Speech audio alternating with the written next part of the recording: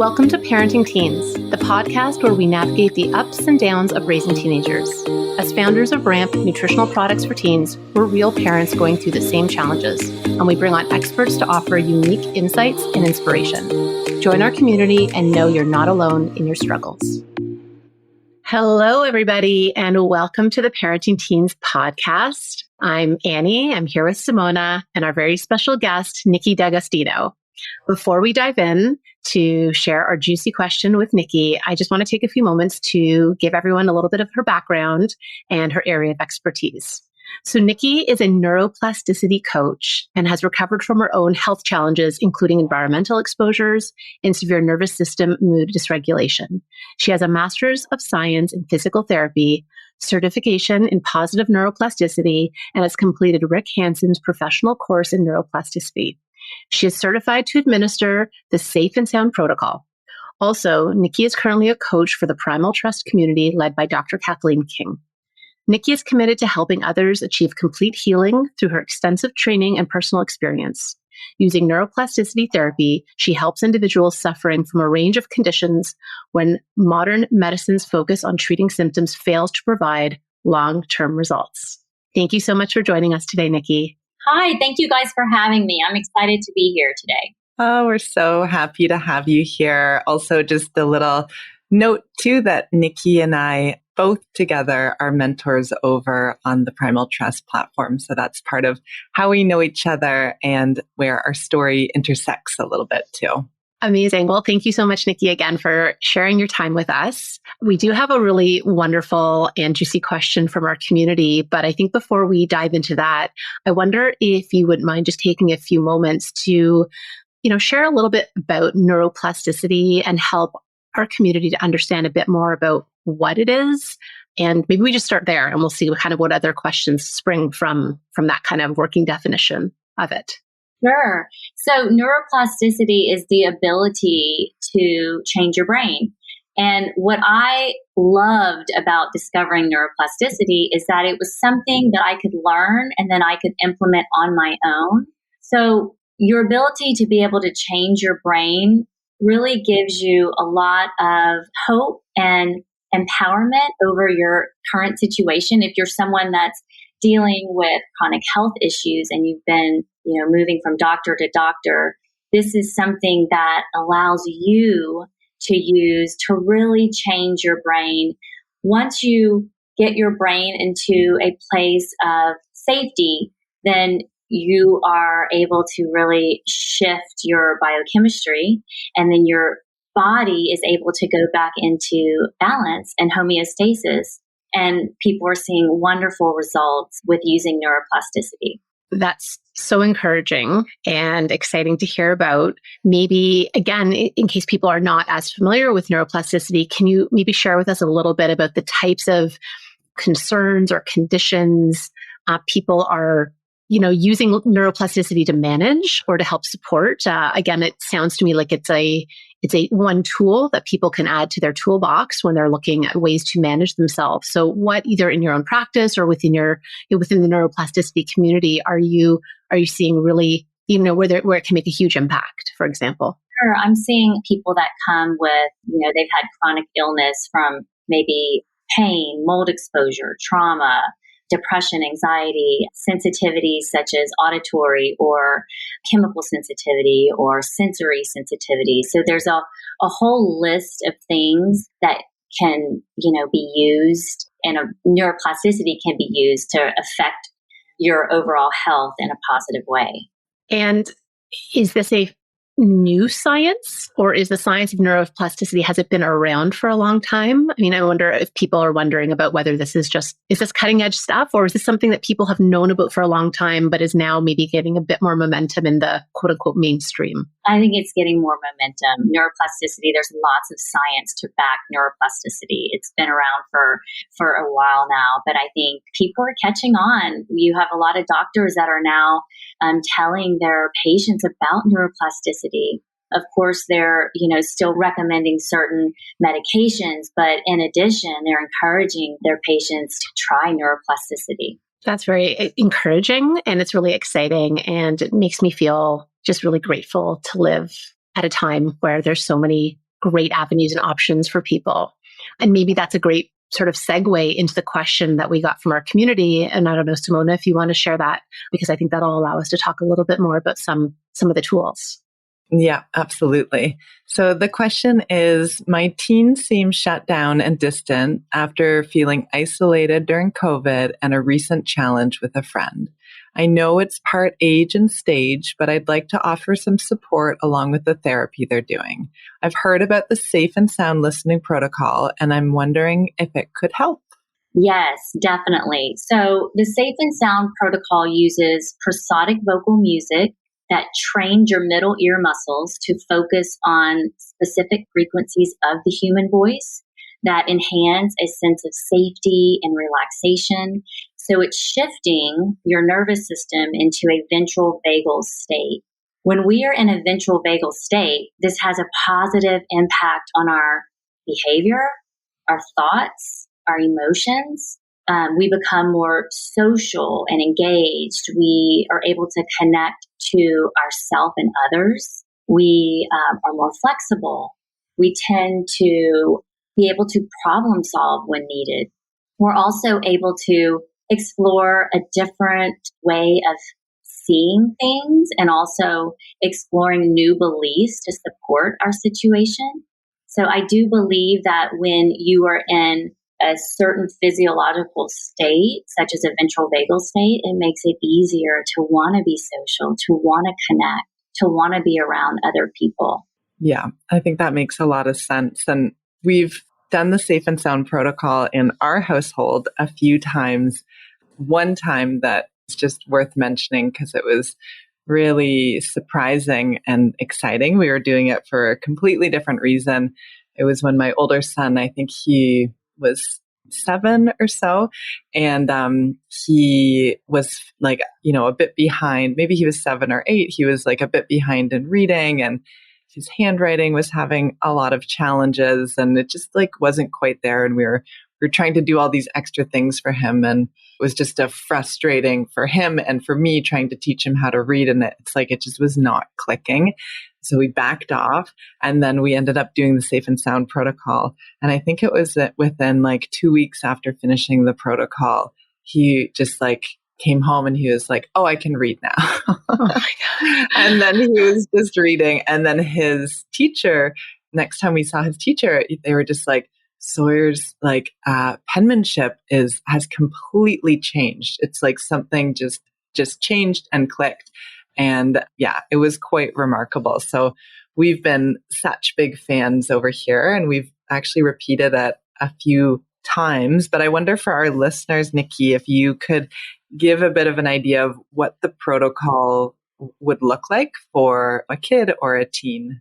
So basically what I do is I meet with the parent and we go over, the ins and outs of what the child would be doing. And in this case, the teenager is probably going to be listening, maybe in the privacy of his or her room, checking in with the parent as they're, listening. You can doodle, color, you can just sit and relax with your eyes open or closed while you're listening. With children, I typically allow anywhere from 5 to maybe 15 minutes per listening session. I have some kiddos, if they're younger, they may do 3 minutes or less. It just depends on how their nervous system responds to the previous day's listening. I like to allow a little more flexibility with kids because you don't want to, some days they may not feel like listening. And so you don't want to like push them and force it because then, they start to really reject the process. We're aiming for every day of listening, but again, they may miss a day or two. If they've had a really tough day at school and they're just really activated, I usually encourage parents, let them take the day off, go let them run around outside, get some fresh air, do other things to help regulate their nervous system and then come back to the listening. It's a 5-hour program and it does require full cover over the ear headphones. And you're using an app that you download on your phone to get access to the playlist. And you mentioned, Nikki, that it's 5 hours total, but if I'm understanding correctly, it's done in like 5 to 15 minute increments. So I suppose it would take as many days as it takes to cover the 5 hours. Yes, that is correct. Some adults can do 30 minutes a day. And so, they may be done with the program in 2 weeks, but that's just one scenario. It could take a couple of months depending on how many minutes you're listening to a day. And is there anything, I don't want to say beyond or in addition to, but when parents come to you and they decide to do the safe and sound, is there other kind of homework that the child or the family should be doing? Or is this the work? The listening is the work.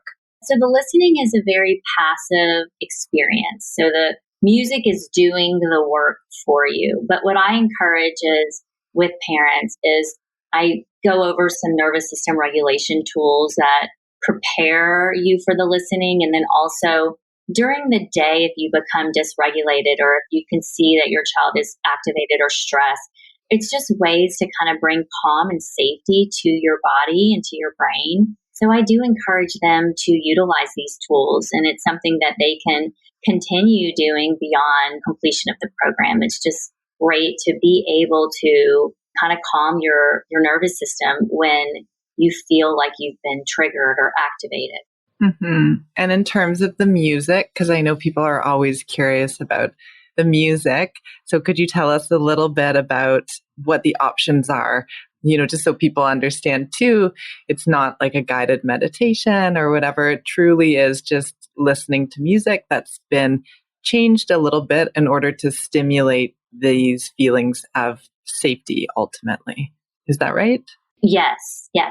So the music is music that you've likely heard off of the radio. What they're doing is they're just filtering it so that mid frequencies are perceived predominantly. And that's the sounds of human voice. It's mid frequencies. And that is shifting you into a ventral vagal state, which is that safe, very calm, relaxed state.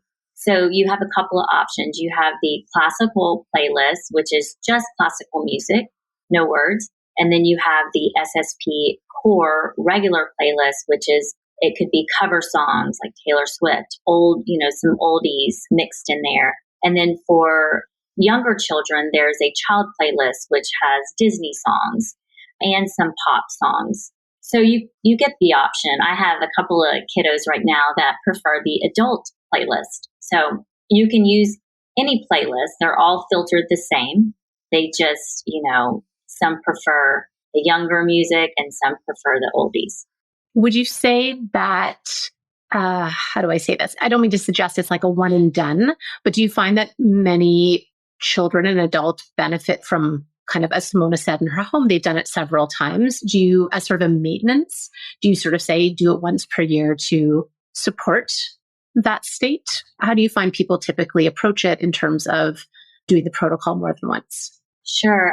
Most of my clients do repeat it at least a second time, because I do find that each time that you do complete the 5 hours, there's new progress. At least in the cases that I have been a part of, I've seen that. And you don't have to, but I always have clients that are like, oh, I just want to see what else, what other benefits I can gain from it. And so they'll do it once a year. What I do recommend is if you've completed the program once and then you've gone through a major life event or you've gotten, sick or had something traumatic happen, I do recommend redoing the program in that case. Mm-hmm. That's helpful. And maybe you can touch on too, just for people who, don't know a lot about it. I know it's something obviously that you and I have talked about a lot and kind of worked together on, but just around nervous system regulation and what it means in terms of a family, maybe a little bit, maybe the question is, how to spot if your kiddo maybe is dysregulated, and then maybe just sharing a little bit about some basic tools or thoughts about what the family could use to help encourage more nervous system regulation. Sure. So, our nervous system has 3 different states. You have the dorsal vagal state, which when you are in activation, that could look like being really tired and sluggish, kind of depressed, loss of energy, just not wanting to connect with anyone, maybe a little withdrawn, but with the family or with friends.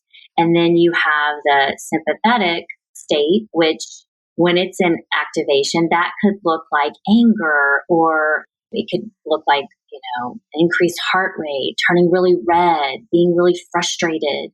And then the ventral vagal state is the one that I mentioned earlier, where you really feel safe and calm and you're relaxed and you're connected. So when you notice these drastic shifts in your child, whether it's they're, withdrawn or they're turning really red and getting angry, there's ways to signal safety to your body and your brain. And it can be as simple as, hey, let's go outside and take a walk. Being out in nature is extremely good for your nervous system. It's very calming, very regulating. Doing, some breath work, teaching your child, let's try this. Breathe in for 5 seconds through your nose and then exhale for 5 seconds through your nose. And let's just focus on what that is like going in and out of our body and just being quiet for a minute. There's ways with children, play is a great way to regulate your nervous system. Doing something that they love, being able to be present in the moment, doing something that you love is extremely regulating, and people don't realize that. But that is something that's easy to access on a daily basis if you're not feeling like yourself. So those are just a few things. Rocking is very regulating, just rocking back and forth, side to side. Self-touch, like giving yourself a hug, can be extremely regulating. And then one of my favorites is just orienting. And that is just you're looking around your environment and you're noticing the details around you. And that exercise is really recreating how our nervous system searches our environment for safety. It's looking at the things around us. And if you're being very present, very deliberate in what you're looking at the color, the shape, the size, the textures of the things around you, you're sending the message to your brain and your nervous system that in this moment, you are safe, that you're okay. Yeah, I love that. Thanks. That's been something that, I try to bring in at home too with the kids, and orienting, especially just pausing and just noticing like, oh, here we are now in this room, and everything, is okay no matter what's happening inside our bodies or in our brains. And I like that too about the self-hug and touch as well. Yeah. I love all of those tips. And, I was thinking of my own children as you were talking, providing those tips. And then I was thinking about they are equally certainly useful for adults as well. So certainly, if, people are listening, something to implement, use to support one's children.